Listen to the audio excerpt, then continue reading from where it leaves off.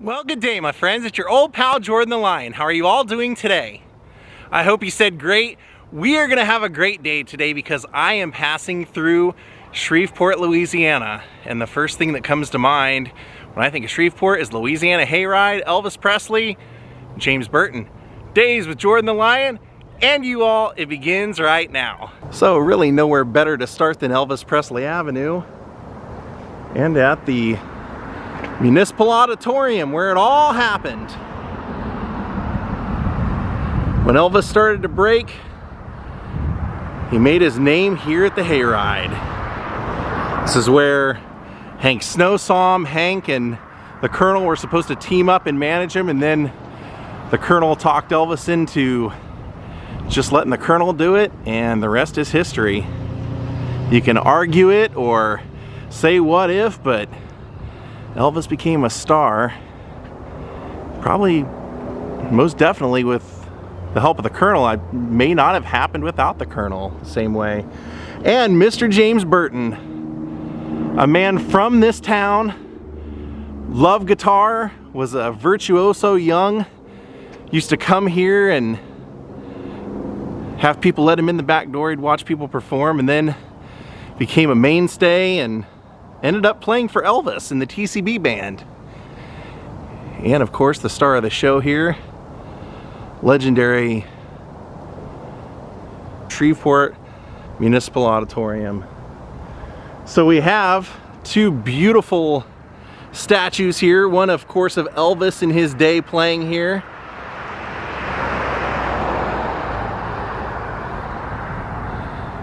Looks really good. I mean, the face and everything, they did a pretty good job. You never know when it comes to Elvis statues. I've never seen this one before, so I didn't know what to expect. Looks pretty good. Then on the plaque, it's got some screaming girls that he would be known for, and it says, "Ladies and gentlemen, you've never heard of this young man before, but one day you'll be able to tell your children and grandchildren that you heard musical history made tonight."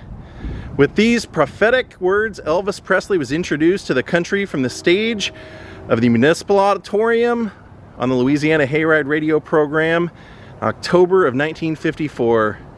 From a working class background, Elvis would rise to become the king of pop culture and an ambassador of a new age, and arguably the most beloved artist of the 20th century.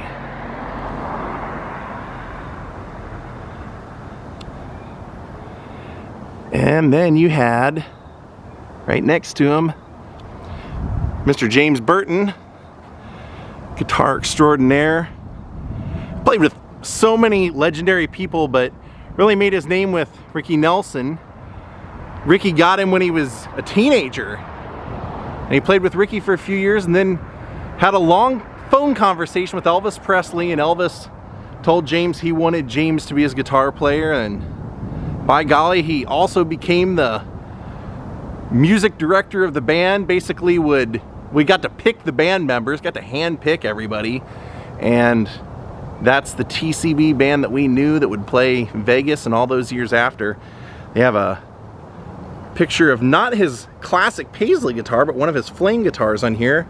It says, "All praise and glory to God for the gift of music. James Burton, play it, James." That's what everybody used to say. He played for Elvis, Graham Parsons, Ricky Nelson, John Denver. I mean, absolute legend. And whenever they'd call him to go to a guitar solo, they say, "Play it, James." Guitar lovers worldwide know the name of James Burton. Burton's distinctive style has rightfully earned the Shreveport native a place in the music history and endeared him to countless musicians. His service for studio recording and live performance has been sought by some of the world's top entertainers, including Elvis Presley, Frank Sinatra, Ricky Nelson, John Denver, Roy Orbison, Ray Charles, Jerry Lee Lewis, Merle Haggard, and many others. Here he proudly stands in front of the Municipal Auditorium where it all began for him, the age of 14, and at Elvis's side, exactly where he stood for untold performances.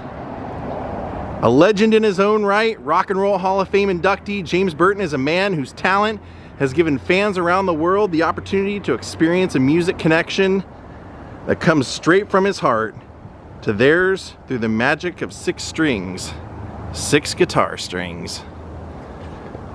Now he has a foundation, and he does a lot. James does a lot. It very much in the giving nature of Elvis. He gives away a lot of free guitars to underprivileged schools or places that can't afford them, so that children can have the opportunity to play guitar, learn music if they want to. And he has a center. I'm not sure, it looked like it could be a museum, or it was a museum at some time, but it doesn't look like it's really open or anything any of the time, because I didn't see any. I checked it out first, and I didn't see any hours or anything, but it's called the James Burton Rock and Roll Foundation.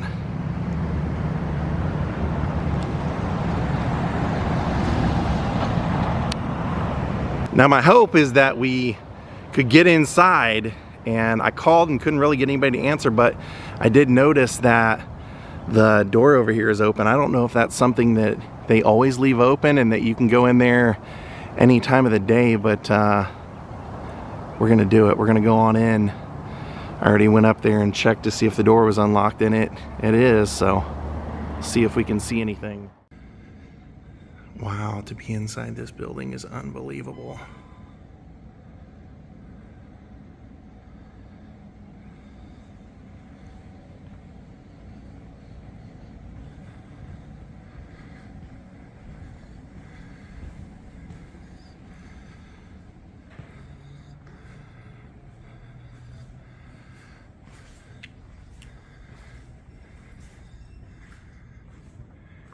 Even though the lights are off, I want to go up and see that stage as much as I can.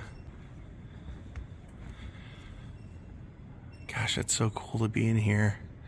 The history, I mean, Elvis's career really took off here. Hank Snow, the Colonel. That stage. That glorious stage. Sorry about how dark it is in here, but it's kind of the best I could do with the lights off. I just have to touch it one time.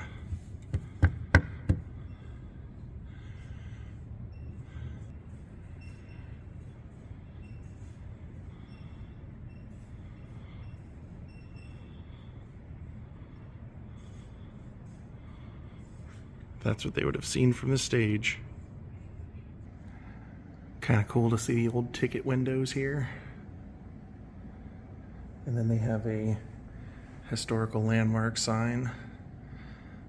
The Louisiana Hayride was an innovative radio show broadcast from the stage of this auditorium from 1948 to 1960. It introduced and featured an exceptional number of extraordinary musicians and songwriters who later became monumental figures in American music history. Station KWKH's weekly 50,000-watt broadcast played a critical role in the development and popularity of country and rockabilly music. Artists who performed here in the cradle of the stars and became musical legends include Hank Williams, Kitty Wells, Elvis Presley, and Johnny Cash. I don't know if they normally leave this open or I just got lucky, but the lights were not on in the auditorium, so we saw what we could see in there. But looks like they have a little museum in here we can check out.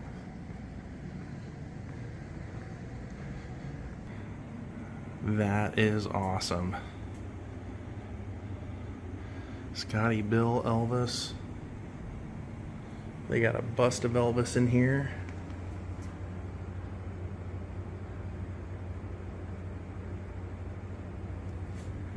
Then the Louisiana Hayride album. They have all kinds of memorabilia. That Waylon Jennings stuff, Dolly Parton stuff, Jerry Lee Lewis, Chet Atkins. Look at all these early photos of Elvis and fans coming to see the show. Of course, James Burton used to hang out and come see these, get let in the back door, and knew all the musicians in town. That's all right. God, that's cool. Louisiana Hayride, reverse stampers.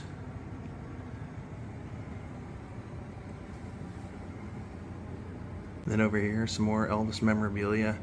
Of course, a big deal that James Burton was in the band because Elvis hand selected him, you know, like took him right from Ricky Nelson. That became the TCB band leader when they took the show to Vegas and everything. Here we've got a case of some of my favorites. It says Waylon and Willie. So we got an autographed suede jacket from Waylon. Autograph down here. Signed backstage pass. Signed Willie Nelson guitar from 1998. Of course, they were kind of they were the leaders of the outlaw movement. And Willie will always be the redheaded stranger. And then right next to it, we have a case dedicated to Jimmy Davis. His entire outfit here. Jimmy Davis, the hit "You Are My Sunshine." Then that award is given to Johnny Horton.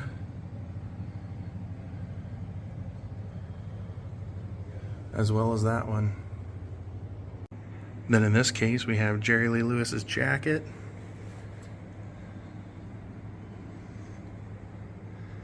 Signed LP, or signed 45 in there. Of course, he played here too, you gotta know. And that's from Dolly. Belonged to Dolly Parton. Of course, James Burton was from here. He still has a house in Shreveport, and they have a big guitar festival for him most every year. I think some of the years of COVID, they kind of stopped one, but big deal. He's a legend. And then in this case, we got Johnny Cash. A big bust of Johnny. And some of his fishing lures here. That's cool. Didn't expect to see that. Carl Perkins. And there he is with Scotty Moore, Elvis's original guitar player, playing the Hayride. And then this is a Gene Autry case. Some really interesting stuff in here because you've got some signed photos from Gene, one of his little toy guitars that he merchandised, another signed photo, but then a signed baseball because he owned the California Angels, and a signed memoir. And this whole case is Louisiana Hayride old programs and microphones and things like that, awards. There, of course, is the building that we're in right now. And over here they have Chet Atkins' guitar. It says signed by various artists on these other guitars, and that these were people all who played the Louisiana Hayride in the Municipal Auditorium. There's Chet's signature right there.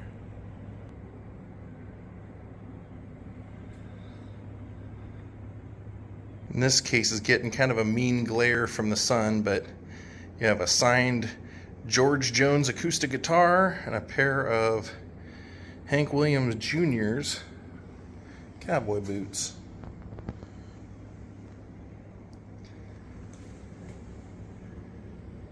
Oh, this is great. A collection of things from DJ Fontana, who was Elvis's drummer. Signed sticks and signed photos. This is a great little museum inside of here. And then showing Elvis's generosity and all the people he helped. And then right there is a shirt and boots worn by Merle Kilgore. And that's really cool. This is a model of how Roy Acuff used to travel. He and his whole band would be packed up in that, and they'd go travel like this, hit the road. Whenever they weren't performing the Opry and places locally, they were on the road. How cool is it to have so much of your history here in this auditorium, like James Burton, from your teen years, and then have your own foundation that you raise money for children and veterans right across the street. Pretty cool. That was an awesome stop. I wasn't sure if the doors would be open or if we'd even be able to do a vlog, so I didn't do my normal preparation for a vlog here. I just figured if we can get in and look around, we will, and I'll show you, and if not, I'll just come by and look at the statues and take a photo of myself here. So I'm glad that we could get in, see some of the, well, we basically saw most of the museum, and other than the lights being on to see the stage, we got to see everything that you can see. So pretty cool stop. I hope you guys enjoyed this. I've never been to Shreveport, and now I can say that I saw the most important things in Shreveport. Hopefully someday we'll get to see James Burton again, but thank you for watching. We'll see you all next time. Have a great night. Please subscribe if you're new here. Please hit the like button, and we'll see you all next time. Have a great night, and goodbye.